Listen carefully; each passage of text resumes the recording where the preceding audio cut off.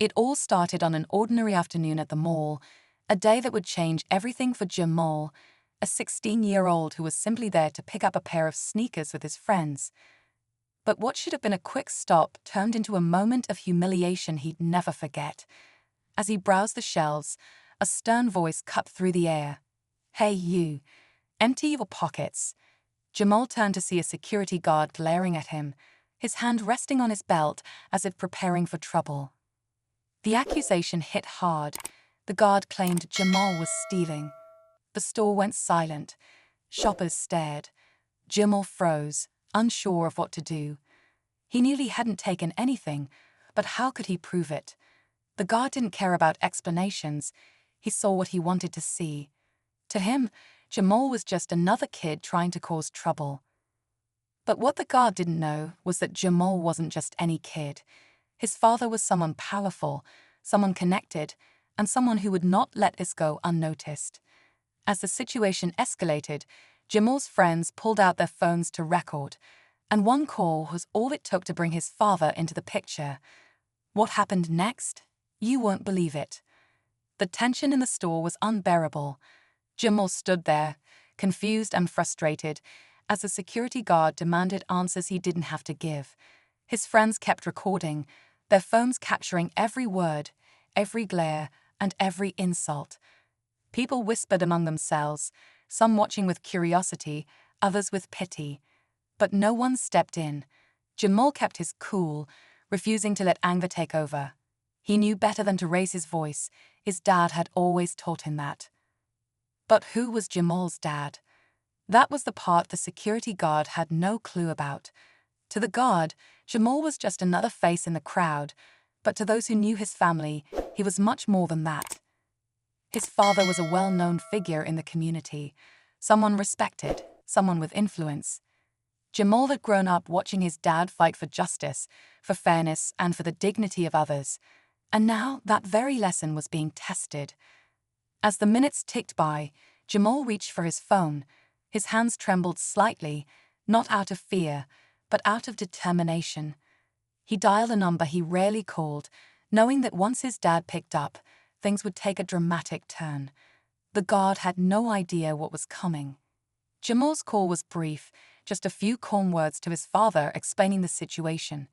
He didn't need to say much. His dad could hear the strain in his voice and immediately knew something was wrong. "Stay where you are," his father said firmly. "I'm on my way." Jamal hung up and slipped his phone back into his pocket, his heart pounding as the security guard continued his accusations. The guard's tone grew harsher, more condescending, as if he were trying to assert control over the situation. Meanwhile, Jamal's friends whispered among themselves, their cameras still rolling. "This is so messed up," one of them muttered. Another nodded, her hands shaking as she recorded. "Why does this always happen to us?" she asked quietly, her voice filled with frustration. The store manager finally stepped in, looking uneasy but not willing to challenge the guard. "Is there an issue here?" she asked, glancing nervously between Jamal and the security guard. "I already told you. This kid's been acting suspicious," the guard snapped. The manager hesitated but didn't push back, clearly intimidated by the guard's confidence. Jamal clenched his fists, biting back his anger. He knew his father's arrival would change everything, but for now, he had to endure the stares and judgment. Outside, a sleek black car pulled into the parking lot, its engine humming softly. The man stepping out was calm, composed, but anyone who knew him could tell he was furious. Jamal's dad wasn't just any parent. He was someone who had spent his entire career fighting situations like this, and now he was about to face one of the most personal battles yet. The store's air felt heavier as Jamal stood his ground, refusing to let the guard's words break him. His father's voice echoed in his mind. Asterisk, never let anyone take away your dignity, son. Asterisk, but even with that strength, he couldn't ignore the sting of being singled out and treated like a criminal. The whispers from the crowd grew louder, and the judgment in their eyes felt like daggers. Outside, Jamal's father approached the store, his steps deliberate and powerful. He adjusted his tie, his expression unreadable, but the intensity in his eyes was unmistakable. Back inside, the security guard leaned closer to Jamal, lowering his voice but keeping his tone sharp. "You think you're going to get away with this? Just wait until the cops show up." Jamal didn't flinch. He knew he hadn't done anything wrong, but the threat still made his stomach churn. Then, the automatic doors slid open, and Jamal's father stepped in. The energy in the room shifted instantly. Heads turned as the tall, commanding figure walked toward the scene. Jamal's father didn't raise his voice. He didn't need to. His mere presence was enough to draw everyone's attention. The security guard's smug expression faltered as he noticed the man's calm but intense gaze fixed on him. "Is there a problem here?" Jamal's father asked, his voice steady but carrying an edge that sent a chill through the room. The guard hesitated, suddenly unsure of himself, but quickly recovered. "This boy was acting suspiciously," he said, his tone more defensive now. "I was just doing my job." Jamal's father took a slow, measured breath, then glanced at his son. "Suspiciously," he repeated, his voice low but sharp enough to cut through the tension. "Do you even know who you're talking to?" The guard shifted uncomfortably, dancing around as if looking for backup, but there was none. All eyes were on Jamal's father now, and the room felt like it was holding its breath, waiting for what would happen next. The security guard hesitated, his confidence cracking under the weight of Jamal's father's calm but commanding presence. I was just following protocol," he stammered, shifting his weight awkwardly. Jamal's father didn't flinch.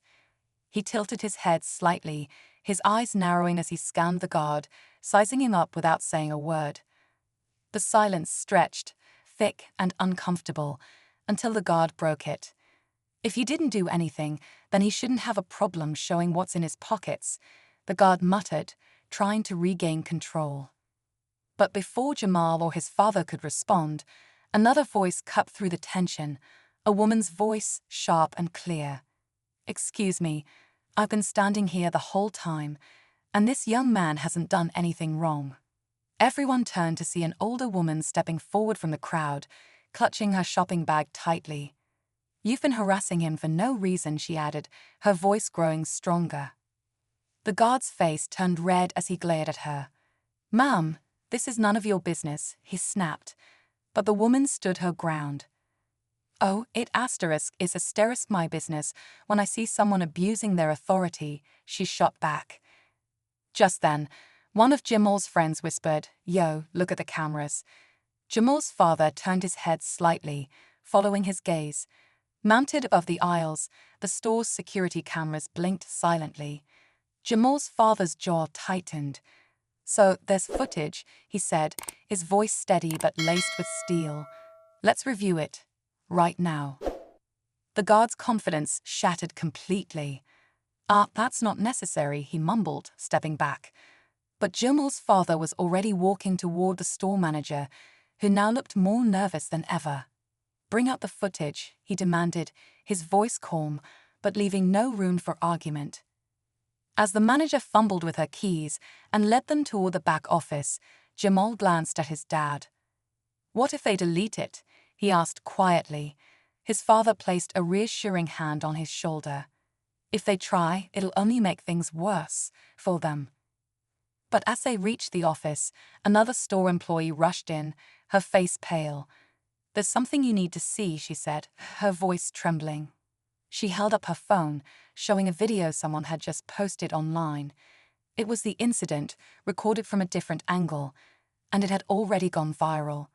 Jamal's heart raced as he realized this wasn't just about what happened in the store anymore. The whole world was watching now. The room was silent as the store manager nervously pulled up the footage in the office.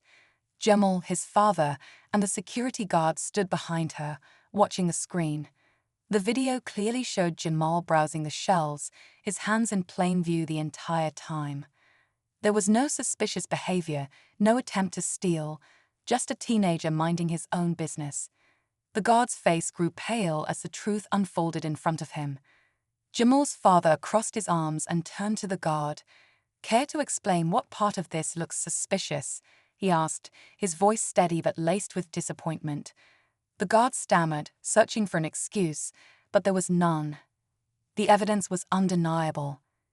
But before anyone could say another word, the employee who had shown them the viral video earlier stepped forward. "It's not just this," she said hesitantly. "The video's already everywhere online." And she hesitated, holding out her phone again. Someone recognized the guard. This isn't the first time he's done something like this. Jamal's father's expression darkened.